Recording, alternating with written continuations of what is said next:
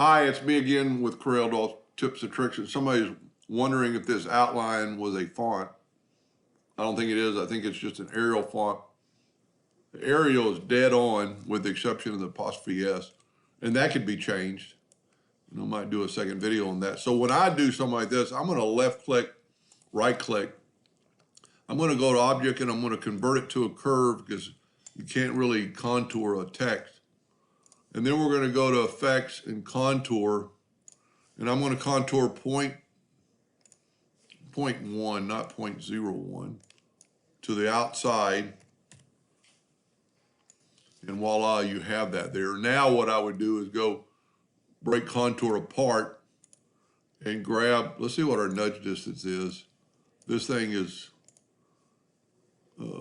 just a little bit more than an inch, so I'm going to make my nudge factor 2. I'm going to take our font and move it out of the way, and I'm going to fill it with black. And then I'm going to take this and look at it and make sure, well, first of all, I'm using somebody else's file.